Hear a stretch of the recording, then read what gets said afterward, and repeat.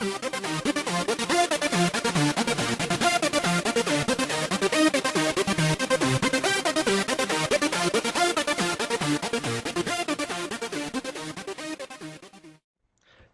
and welcome to another Top StarCraft broadcast. I am Top Mattness, I am the voice of Top StarCraft, and I'm here with my pal WinterBorn.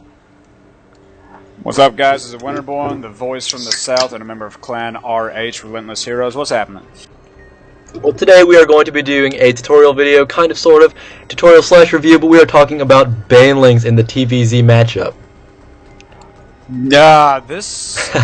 I'm pretty sure the Banelings came along from Fruit Dealer in the GSL in one of those seasons. I think that's when it first got really popular, this Mutaling Bling, which so many people have trouble with. And it has really changed the way TVZ is played, but it is beatable. However, the key to beating it is micro. No way around it, no doubt about it. You're going to have to micro a little bit, and it's not one of those things where you need Marine King Prime APM to do it, but there are definitely some tricks that'll make the micro a whole lot easier. We see Stevel, he's the red Terran player spawning in the bottom left position on Metalopolis, playing against Joker Blue, the blue, coincidentally, Zerg player spawning in the close top right position. I guess bottom, I'll just say right position.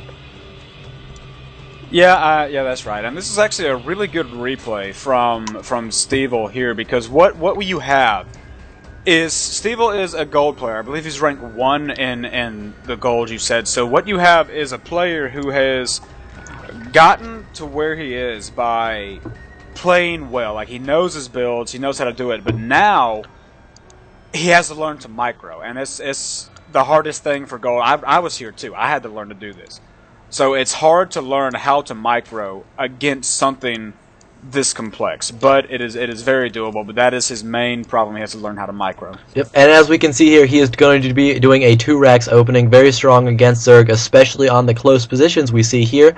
He also did a good job scouting and saw that the hatchery came down before the pool, which means he will have a window of opportunity where there will be no Zerglings to hold off an attack. Definitely, you can pull off a bunker, a double bunker up here if you want to, but he kind of screwed up the timing. What he should have done is, with this SCV that was harassing and attacking the hatchery for an unknown reason, he should have built a bunker within range of that hatchery, preferably close to the ramp. Some people try to wall the ramp off completely, but close to it at least.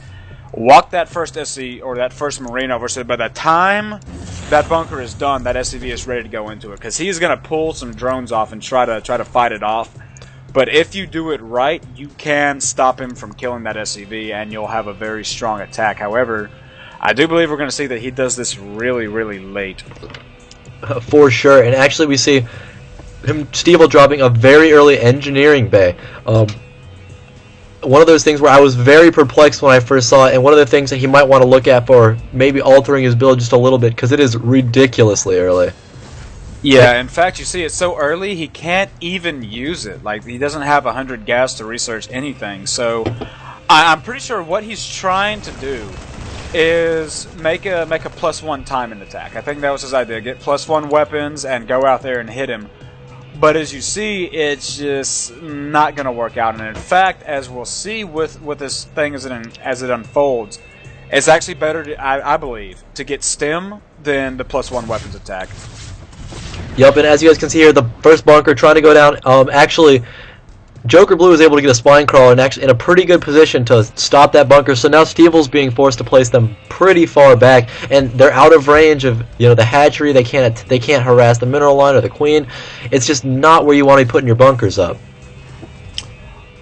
Yeah, this is not good bunker position, but we can say one good thing that it is doing is forcing Zerg to make Zerg. In fact, you see he's actually building 14 Zerglings right now. So he's not being able to drone because he does have the threat of these bunkers. And we're going to see Stevel actually use them to good effect. He's going to poke in and he's going to have a safe place to run back to. You'll see he'll fall back to those bunkers. But he just can't run fast enough, and that's why I believe Stem is a little bit better. He's still taking damage on those Marines from running back and forth. Yep. Something you would not like if you were a Marine. He also hasn't even started He started the +1, but he has not started even getting a tech lab, so Stim Pack will definitely be very delayed in this build. Yeah, in fact, you see the queen go down. Oop, here we go. And this is the first micro blunder. Oh gosh, here we go. Big surround here by the Zerg, and all the Banelings coming in, killing almost every Marine except for 2. He has now he can't hold the bunkers, so now the bunkers are going down for sure. It's just a really bad position to be on. And actually, right now he needs to get these Marines out of here, but because he doesn't have Stim, he can't run away. Yeah, definitely. That's why I prefer Stim. And micro is a key. And you see, basically what happened was he just got surrounded by Zerglings, and the Banelings came in and just blew up everything. So bad, just a bad push all around. It could have been done a lot better, but the main problem was just a lack of Stim and micro in that whole situation. Yep, and actually we saw Joker Blue forcing the cancel on Stevel's expansion. One of those things where because you're Terran, just build it in your base and then float it over. I mean, it's wasted mining time for that SEV. I mean, and also just the minerals you lose when you are forced to cancel. We see Banelings morphing in here. Looks like he is going to go for a Baneling bust. And actually, I like Stevel putting up this bunker. He knows what's coming. And he's going to be able to have a lot better chance of holding it off because he's put this bunker up. Yeah, he should have. I'm pretty sure if he had pulled that SCV over to repair that depot, he might have actually been able to save it. I'm not sure. It probably still would have gone down, but just something that you want to do is pull that SCV over. But we are basically. I'm not sure. I'm pretty sure you lag a little bit when we do this. I'm about 9 minutes into the game now. I'm at 9:04 right now. There we go. Perfect. Okay. We see that he has 3 barracks. He's just now getting a reactor on 1. He's building a tech on 1. It's 9 minutes into the game. That's late. He's getting a factory. It's 9 minutes into the game. That's late. I mean, even the expansion. Little stuff like even the expansion. Yeah, the expansion should have been done by now, but it's okay. You know, he tried to build it outside. He got taught a lesson. I've been taught that lesson numerous times too. It's why you build it inside, if at all possible. But this is one thing I noticed. You know, he's got the tech labs done. He doesn't research Stim right away. He has the money to. He doesn't do it. And you really absolutely have to have Stim in this match. I would say 3 things that are critical in this matchup. Besides just your Marine tank. Stim, you have to have weapon upgrades, which he has gotten. Plus, good kudos to him for getting that. And you have to have medevacs. Absolutely have to have medevacs, Stim, and weapon upgrades in this matchup, or you will lose. Yep, here comes the starport for those medevacs. So when you're looking at your replays, especially when you are at this level, and you're saying, well, I do get the medevacs eventually, I do get the +1s eventually, and I do get the Stim pack, but you got to make sure that you're getting it as fast as you can. I mean, not saying you want to rush for things, because you don't want to be cutting SCVs or anything like that, messing up your build order. But there's definitely times where you can really get these things much earlier into the game if you make them a priority. And actually, you see a Zergling run by, that's never fun. But stuff to work on. Yeah, definitely. There's always stuff to work on. Even with me, like I mean, if you've watched some of the streaming I've done, where I get my butt kicked, and I basically just sit down after the game and I go over, what did I do wrong? What was the cause? I missed that supply depot, which caused me to be late on this, which caused me to not have enough of this, and caused me to be rolled. So there's a root cause for everything. But what you want to do, what I did early game when I was still learning, I remember watching a Day 9, and he was the one who suggested to do this, is figure out your goal. What is your goal? You want to get Marine tank, Stim, medevac, time, and push? Okay. Go into the single player versus AI and test it. Figure out how can I get to this point as quickly and as efficiently as possible. Yep, and actually I want to pop to that unit tab real fast. We see that Joker Blue has 44 drones against Stevel's 24 SCVs. And because Stevel hasn't been able to put on the pressure really, Joker Blue's been able to drone pretty freely, and that's another thing, when you're playing Terran against Zerg, you really got to make him produce army units, because if you look, he's got 18 Zerglings, you have 19 Marines, you have more Marines than he has Zerglings, and you're not pushing because he's being able to drone and just get farther and farther ahead. Actually, we see Mutalisks just now popping, so you've kind of getting to that time where you're getting a little late into the game, and it's not where you want to be as Terran. Definitely not. You always want to try to stay on par with the Zerg as far as bases, because that's going to freak them out. When they get 2 bases, they get 3 bases, they feel happy. But when they get, you get 3 bases, they're like, oh crap, now I got to get 4. The problem is, if you allow him to just drone, he's going to drone. And then guess what? When he's done, he's going to make units. And he's Zerg. He's going to make a lot of units. So what you want to do is you want to force him to make units here and then go back to droning. And then, oh crap, you're pushing you, I've got to make more units. So he can never just build up this huge, obnoxiously large army that can come and just raffle stomp you and be rebuilt in an instant. You have to be putting pressure on.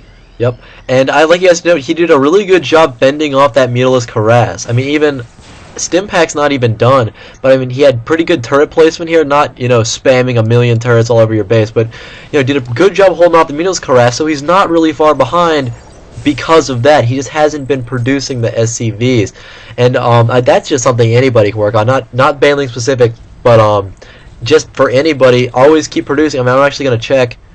I mean, here at his main, he's not producing SCVs. He's got one sitting there doing nothing, stuff like that. Oh, push coming.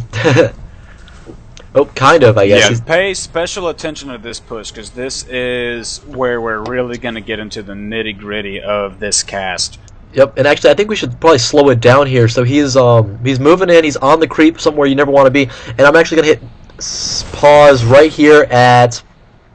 Where are we? We're at 15 minutes and 27 seconds. And I'm going to slow it down to normal speed. So that's going to be -1.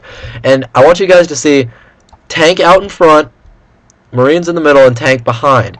Now, this is not ideal, but it's not terrible because the tanks are pretty well protected from the Mutalisks. However, he got a little overzealous and left that tank in front, and you're going to see that it ends up being a big problem. Yeah, this basically goes down to tank micro. Like, when you hit the creep, well, 1, you got to know where his army is, so you got to scan ahead. And 2, when you hit the creep that it's even remotely close, you have to start walking siege tanks. It is annoying. It is micro-intensive, but it's what you absolutely have to do if you do Marine tank. You cannot walk up close to his forces and then think that you'll have time to siege up everything at once. You absolutely will not. And you see that Steve paid for that misconception. It cost him that entire army. Yep. And so what you have to do, you have to... Say what? I was going to hit play in just in a second so you can talk while we're doing this. So 3, 2, 1, play. So you can keep talking while this is going down. But we see the tank dying and the Banelings. Oh god! Oh yeah, god! Watch this. Yeah, definitely. Oh no! Everybody. And it's actually not horrendously bad Baneling micro from the Zerg player. I'd say he might even be platinum level. I'm not sure. Yeah. But you see that everything just died. Just completely died because he didn't walk siege. He didn't have his Marine spread. Now, there's 2 techniques you can do against Banelings, and they're both good. I prefer the latter one. The first one you can do is what's called splitting. You grab one group, pull them back, stop them, grab the other group, pull them back, so you always have one group of Marines or just shooting at all times, and the Banelings are chasing them and don't know what to do. Now, what I like to do is actually spreading my Marines beforehand, holding position and stemming when the Banelings run in. A little bit harder, you might say, but it pays off better in my mind. So what I'm going to do, I'm going to be walking siege tanks. You actually see this in the replay we watch of mine. And I'm going to be spreading my Marines out, and I'm going to be moving them clumps at a time. It's a little bit more micro-intensive, but it pays off better in my mind. So there's different techniques, but just simply moving, you lose every single time. It's not going to happen. For sure. I'm going to hit plus, so we are at the faster speed in 3, 2, 1.